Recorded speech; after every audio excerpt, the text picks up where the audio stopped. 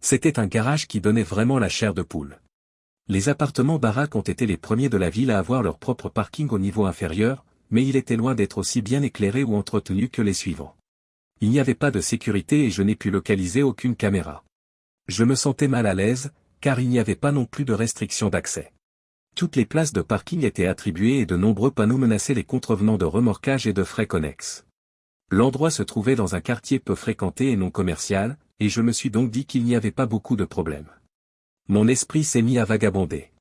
Nous étions vendredi soir et cela faisait déjà 3 heures que j'attendais. Je commençais à perdre patience.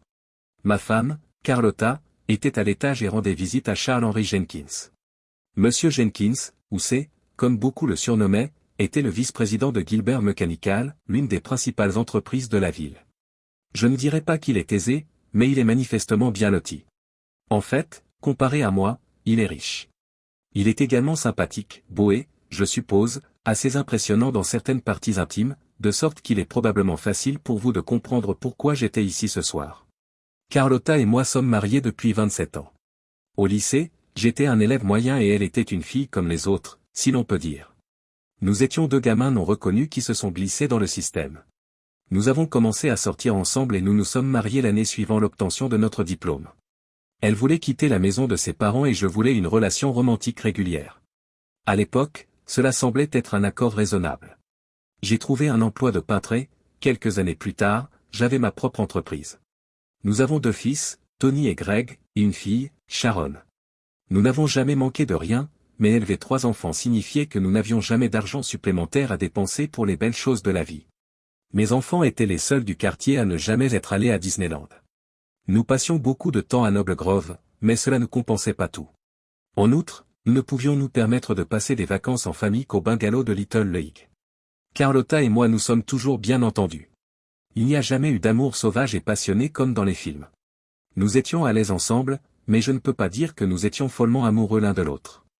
Je pensais que cela faisait partie de la vie de tous les jours. Après avoir eu des enfants, Carlotta a conservé son corps presque intact, même si ses hanches se sont légèrement élargies. Elle avait la peau olivâtre et une abondante chevelure foncée. À l'âge de 40 ans, une bande grise est apparue sur le côté gauche de ses cheveux. C'était bizarre, mais un peu élégant. Elle arrangeait généralement ses cheveux de manière à encadrer son visage. Je devais admettre qu'elle était toujours une femme magnifique. Cependant, sa beauté était tempérée par son tempérament féroce. On ne peut pas dire qu'elle soit chaleureuse, et même les enfants le sentent. En vieillissant, Carlotta est devenue de plus en plus méchante.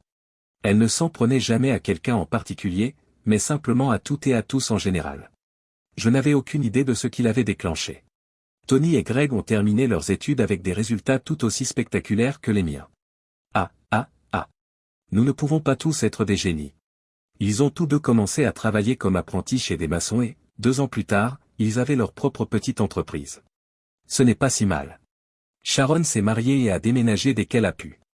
Une fois que Carlotta et moi nous sommes retrouvés seuls dans la maison, je suis devenu l'objet de son amertume. Je ne mangeais pas bien. Je m'habillais comme une loque. Je n'étais pas en forme. J'étais enfermé dans un travail sans avenir et je n'arriverais jamais à rien. Je l'ai obligé à conduire une horrible voiture. Nous n'avions pas de plan de retraite. C'était infini. J'étais désolé. Les enfants étaient partis car il n'y avait plus personne avec qui partager la colère de Carlotta. Puis, environ 1 an plus tard, tout s'est arrêté. Ma séduisante épouse s'est trouvé un nouveau passe-temps qui a transformé sa façon de voir les choses. Au lieu de me harceler continuellement, elle m'ignorait tout simplement. Oh, nous vivions toujours ensemble comme mari et femme, y compris en maintenant une proximité physique, bien qu'elle soit devenue presque platonique. Elle a continué à cuisiner et à entretenir la maison, mais les sarcasmes se sont évaporés au lit.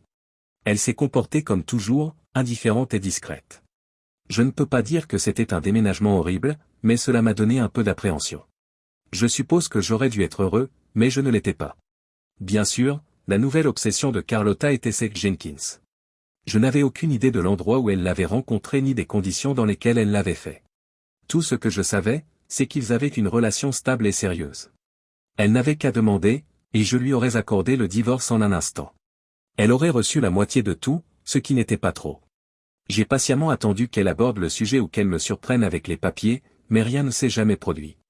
Je me suis dit qu'elle était satisfaite de la situation actuelle. Je n'avais pas l'intention d'aborder le sujet ou d'en débattre avec elle. Tout se passait bien tant qu'elle se sentait coupable de sa liaison. Si je révélais que je savais ce qui se passait, elle continuerait probablement à le voir et recommencerait à me pourrir la vie. Je ne pouvais pas prendre ce risque. Si elle avait découvert que je savais pour ça et que je continuais à le voir, la honte aurait été atroce et j'aurais peut-être fini par prendre des mesures radicales. Mes enfants m'auraient alors détesté, et je ne voulais pas que cela se produise. C'était un sacré casse-tête. Carlotta est entrée seule dans le garage. Elle est montée dans sa belle Civic et a démarré sans remarquer ma camionnette dans le coin. Elle devait rentrer chez elle pour préparer le dîner. C'est manger généralement à l'extérieur. J'ai poussé ma camionnette plus près de sa Lexus et je suis installé aussi confortablement que possible. J'en savais très peu sur l'amant de ma femme. Il avait une quarantaine d'années et, comme je l'ai indiqué, il était plutôt séduisant. Sa photo apparaissait parfois dans la presse lorsqu'il participait à des événements publics. Bien sûr, Carlotta n'était jamais avec lui. L'un de ses traits caractéristiques était une bague massive au petit doigt de la main droite, un énorme diamant, peut-être 3 carats. La rumeur disait qu'il avait reçu une forte prime lorsqu'il était devenu vice-président et qu'il l'avait entièrement dépensé pour cette bague. Après environ 5 ans de mariage, je me suis surpassé et j'ai acheté à Carlotta une bague qui n'avait même pas un demi-carat. J'étais un imbécile, mais j'étais fier de ce que j'avais fait. Je l'ai regardé sortir de l'immeuble et se diriger vers sa Lexus. Il marchait même comme s'il croyait être quelqu'un de grand. Je ne connaissais pas ce type, mais je le méprisais au moment même où il déverrouillait sa voiture à distance. Je suis sorti de mon camion. Le pistolet à impulsion l'a touché avant qu'il n'atteigne la porte. Je n'étais pas exceptionnellement habile ou froid, mais j'ai bien fait mon travail. J'ai saisi ses 2 jambes et je l'ai tiré vers l'arrière de mon camion. Au début, sa tête et ses épaules se sont soulevées, puis j'ai retourné ses jambes. Dans les films, cela semble généralement très simple, mais transférer plus de 100 kilos de cadavres mous dans la benne d'un camion n'est pas si simple. J'ai d'abord fixé ses jambes et ses bras avec du ruban adhésif. Lorsque j'ai atteint ses lèvres, j'ai enroulé le ruban autour de sa tête à plusieurs reprises, en veillant à ne pas couvrir son nez. Je ne voulais pas que la personne suffoque à l'arrière de mon camion. Je l'ai ensuite recouvert d'une bâche et j'ai fixé le couvre-lit. Avant de partir, j'ai saisi ses clés et refermé la Lexus. 20 minutes plus tard, j'ai contacté Carlotta pour lui dire que j'essayais de terminer un travail à Drexletown et que je rentrerais probablement tard. Elle a semblé un peu déçue, mais elle est immédiatement passée à autre chose.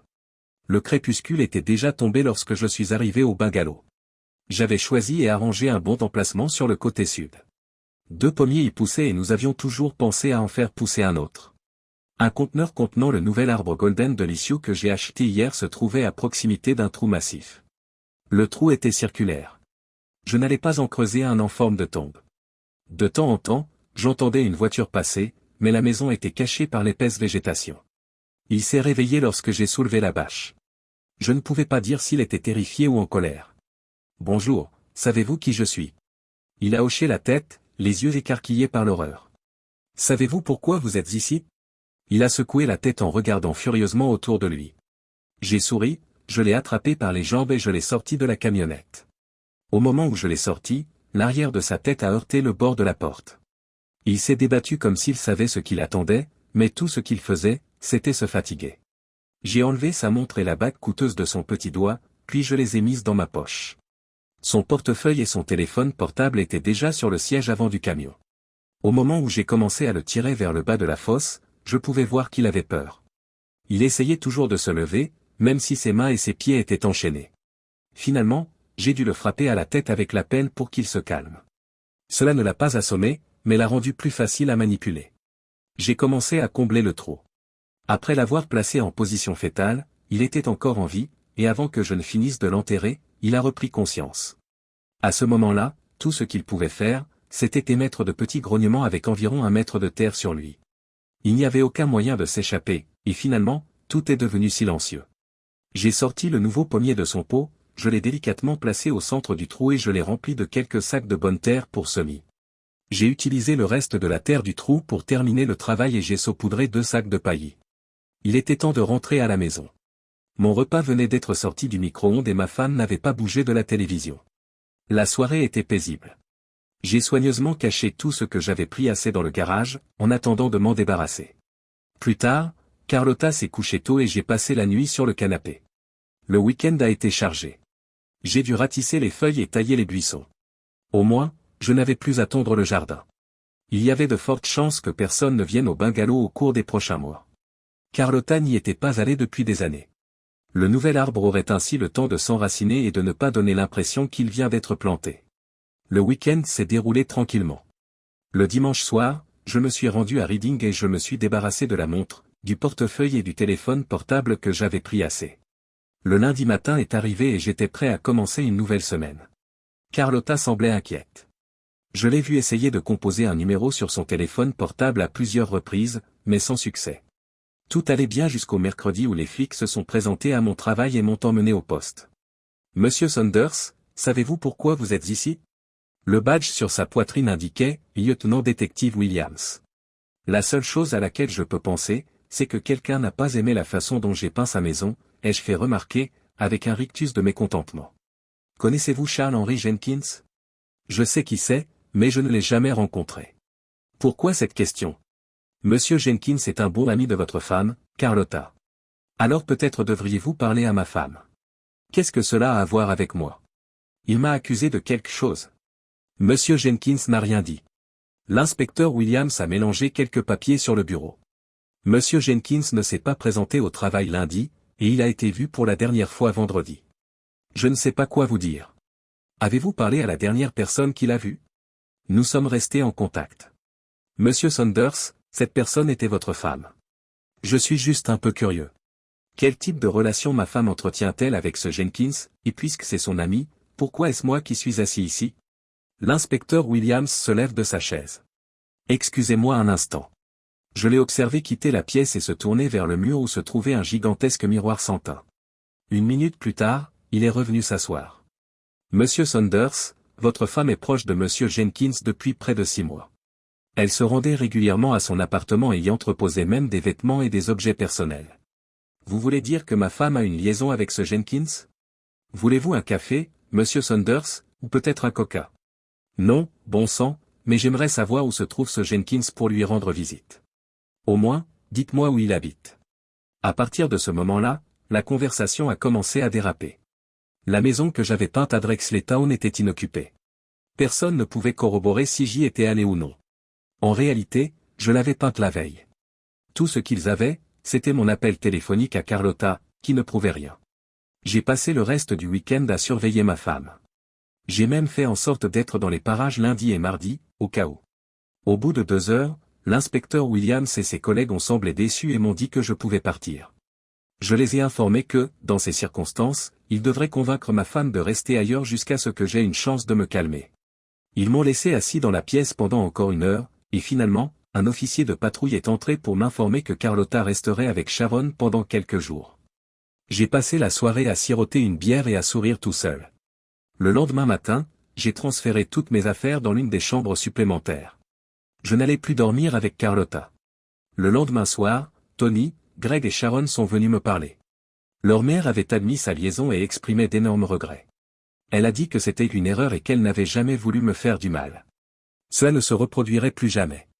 J'ai écouté ce charabia pendant 30 minutes, en essayant d'être aussi gentil que possible. Une fois que j'ai consenti à la laisser rentrer à la maison, tout le monde était content et souriant. Après leur départ, j'ai bu quelques bières supplémentaires et j'ai recommencé à sourire. Carlotta est rentrée le lendemain matin, mais ma sensation de joie n'a pas duré longtemps. Nous n'avons jamais parlé de sa romance avec C. En fait, nous avons à peine parlé.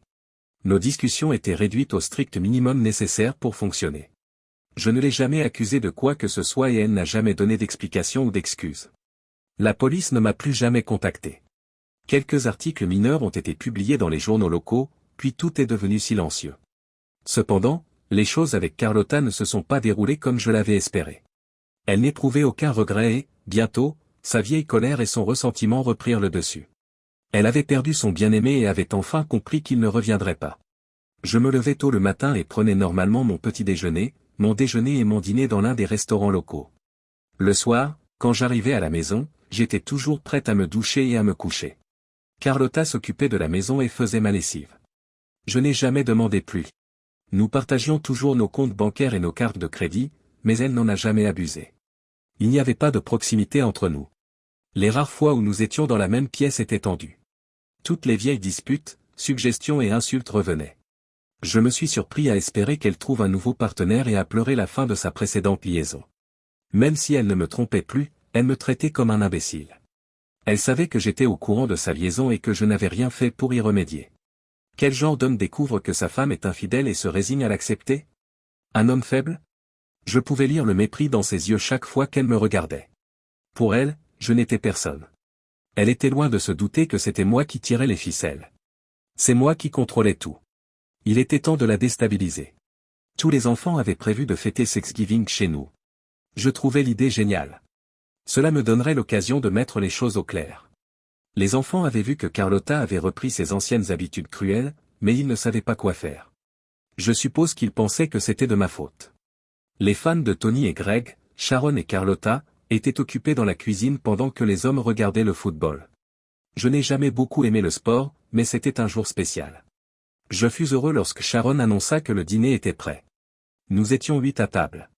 Normalement, quelqu'un devait faire une prière avant le repas. Cette fois-ci, nous avons décidé de faire un tour de table, chacun mentionnant ce dont il est heureux. C'est une routine bizarre qui ressemble à ce que ferait une famille d'une série télévisée. Cela ne m'a pas dérangé, car cela m'a donné l'occasion de déranger un peu ma femme. La plupart des discours ont été à peu près ce que l'on pouvait attendre. Sharon a profité de l'occasion pour révéler qu'elle était enceinte, ce que nous savions tous déjà. Lorsque mon tour est venu, j'ai souri et j'ai levé la main droite. Tout le monde a pu admirer la magnifique bague en diamant que j'avais au petit doigt. Je suis reconnaissant à ma femme bien-aimée de m'avoir donné cette bague magique. Elle m'a donné la force d'arranger les choses. Elle a remplacé ma mélancolie par le bonheur. Elle m'a libéré de l'embarras et m'a donné de la fierté. Elle m'a donné la force de réparer une terrible erreur. Je suis extrêmement reconnaissant pour ma belle bague magique. La table se tait. Carlotta reste paralysée, les yeux et la bouche grands ouverts. Le reste de la famille n'a rien remarqué d'anormal, car tout le monde me regarde, moi et ma bague, en essayant de comprendre de quoi je parle. C'est une très belle bague, papa, mais c'est quoi ce discours étrange? Tony demanda, rompant le silence, et bientôt tout le monde se joignit à lui pour demander une explication. Je me suis contenté de sourire et de ramener ma main sur mes genoux. J'ai regardé Greg, assis à ma droite, et j'ai dit, c'est ton tour. Personne n'a remarqué que Carlotta s'est discrètement levée et a quitté la pièce. Tous les autres, sauf elle, avaient terminé leurs remerciements. Quelqu'un a momentanément remarqué son absence, puis tout le monde s'est mis à se servir. Lorsque je me suis levé pour chercher ma femme, tout le monde était trop occupé pour le remarquer. Elle était perchée sur le bord du lit et pleurait doucement. Elle m'a jeté un coup d'œil avec une expression qui semblait être un mélange de peur et d'inquiétude. Ses yeux étaient gonflés et ses joues rougissaient. Elle n'a rien dit, elle est restée là à regarder. Malheureusement, Carlotta, ta famille attend que tu la rejoignes. Rafraîchissez-vous et revenez à table. C'est tout? J'ai fermé la porte de la chambre et je suis retourné auprès de nos visiteurs. 5 minutes plus tard, ma femme nous rejoignit, sans que personne ne s'aperçoive de sa brève absence. Le reste de la soirée s'est déroulé comme prévu. J'ai insisté pour que les enfants emportent tous les restes de nourriture à la maison. Les filles ont aidé Carlotta à nettoyer et tout a été rangé. Les gars se sont contentés de boire quelques bouteilles d'alcool et d'éructer. J'ai salué les derniers et j'ai observé ma femme qui se dirigeait vers la chambre à coucher. Je l'ai regardé partir, un petit sourire aux lèvres, qui était plutôt un rictus. Je me sentais horriblement satisfait et racheté. J'ai bu une autre bière avant de me rendre dans ma chambre. Le lendemain matin, j'ai été surpris par l'odeur du café frais dans la cuisine. Carlotta était habillée et prête pour la journée. Elle m'a tendu une tasse de café fraîchement préparé, que j'ai accepté et que j'ai poliment bu avant de me rendre au travail. C'était un petit geste, mais c'était un début. Le mépris dans ses yeux avait disparu, remplacé par un regard méfiant. C'était plutôt un regard tolérant, mais je me sentais toujours un peu mal à l'aise. Le travail n'était pas facile ce jour-là. J'ai supposé qu'il me restait un jour, peut-être 2, avant que la police ne vienne me chercher. Maintenant que Carlotta savait que j'étais impliqué dans la disparition de son petit ami, elle n'abandonnerait pas. Je m'en moquais. Je n'allais plus supporter ces manigances. Je ne serais pas en mesure de fournir aux autorités une explication raisonnable concernant la bague. Le lendemain matin, Carlotta versa à nouveau du café et me demanda si j'avais besoin d'eux ou d'autre chose. J'ai pris un muffin anglais avec une noisette de miel. Est-ce mon dernier repas? Les flics allaient-ils se montrer aujourd'hui? Nous n'avons pas parlé, mais il n'y a pas eu de remarques acerbes non plus. La semaine suivante a commencé de la même manière. Le mardi matin, j'ai mangé du pain perdu. Le mercredi matin, Elle m'a demandé si je pouvais rentrer plus tôt car elle avait prévu de faire des lasagnes, mon plat préféré.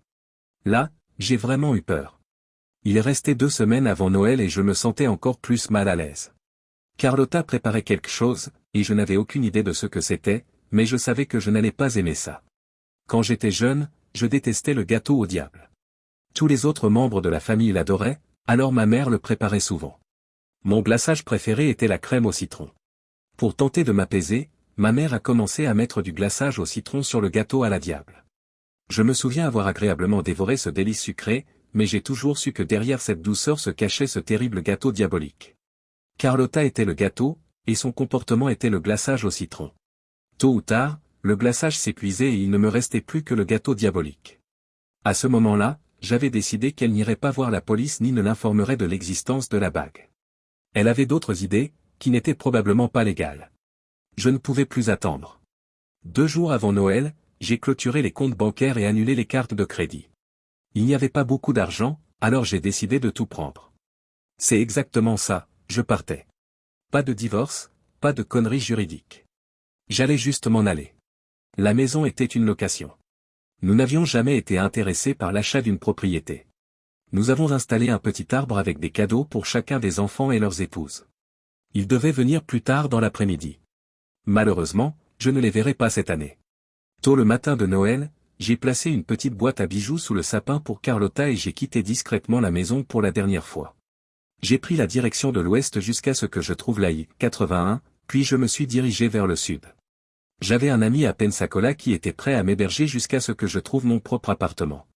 Je me suis arrêté pour un brunch près de Hagerstown. À ce moment-là, Carlotta était sans doute en train d'ouvrir son cadeau à l'intérieur. Elle y trouverait mon alliance et la bague en diamant de 3 carats. C'était trop loin pour faire la route en une journée, du moins pour moi. Malheureusement, la plupart des logements étaient occupés pour les vacances. J'en ai finalement trouvé un à Chattanooga. Le lendemain, je me suis bien installé chez mon vieil ami Tom et sa femme dans la région. Il y avait beaucoup de mobil-homes meublés à louer. Une fois installé, j'ai trouvé du travail dans une entreprise spécialisée dans la réhabilitation des dégâts des eaux et des inondations. Ils ont accepté de me payer au noir tant que je ne leur donnais pas mon numéro de sécurité sociale. C'était un arrangement intéressant, et tout le monde était satisfait. J'ai pensé qu'il était temps de tendre la main à mes enfants. Je ne me souciais pas de Carlotta, mais les enfants avaient besoin de tranquillité d'esprit. L'un de mes collègues de travail était prêt à me laisser utiliser son téléphone portable en échange de quoi je lui payais son déjeuner. Tony, c'est papa. Qu'est-ce qui se passe? Où étais-tu passé? C'est le bordel ici. Maman perd la boule. Perdre la tête? Comment est-elle, folle, en colère, ou quoi? Triste, folle, en colère. Noël a été un horrible désastre, mais c'est devenu encore pire par la suite. Quand elle a découvert que vous aviez retiré tout l'argent et annulé les cartes de crédit, elle a pété les plombs. Eh bien, au moins quelque chose de bon en est sorti.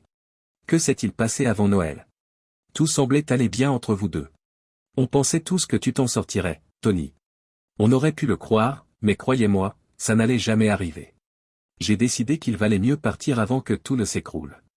Nous ne savons pas combien de temps elle va pouvoir gérer l'argent. Aucun d'entre nous n'est en mesure de l'aider. Sharon lui a conseillé de trouver un emploi et maman s'est mise en colère. Je ne pense pas qu'elle ait assez d'argent pour payer le loyer et les charges à la fin du mois.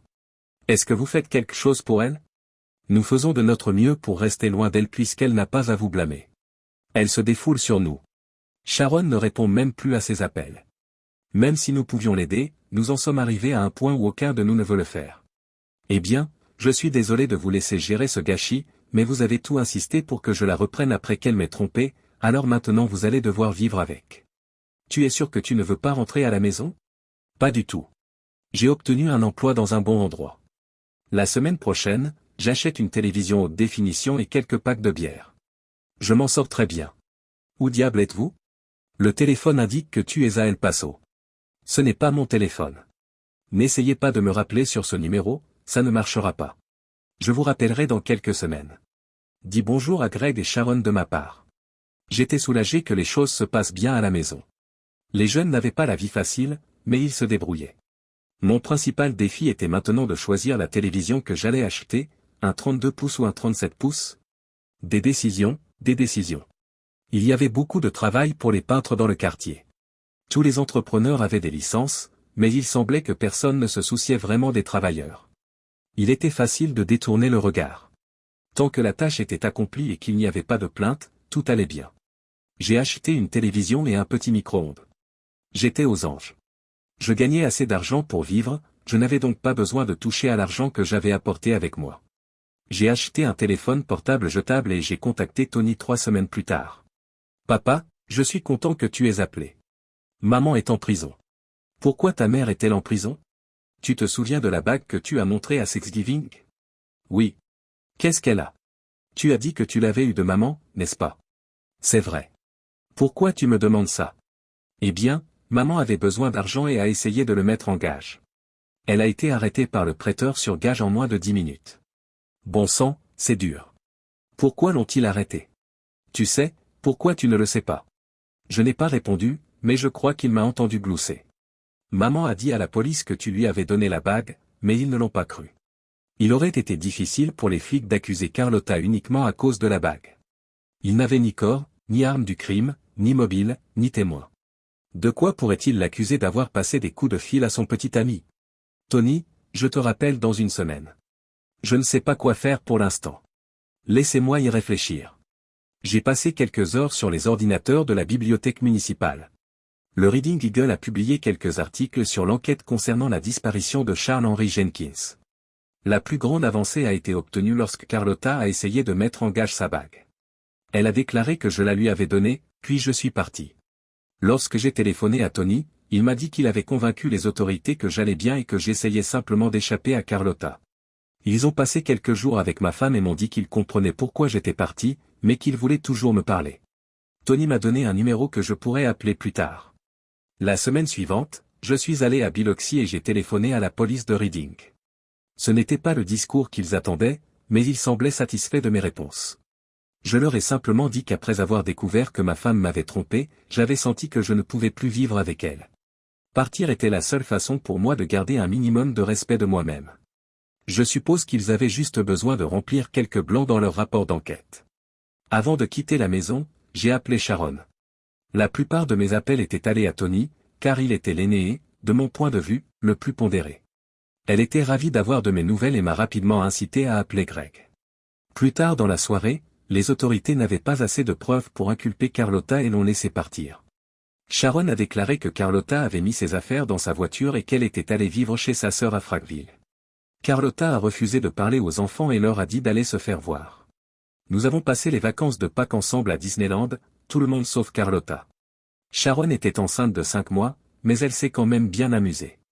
J'avais refusé à mes enfants la possibilité d'y aller lorsqu'ils étaient plus petits, mais aujourd'hui, il semble qu'ils en profitent tous.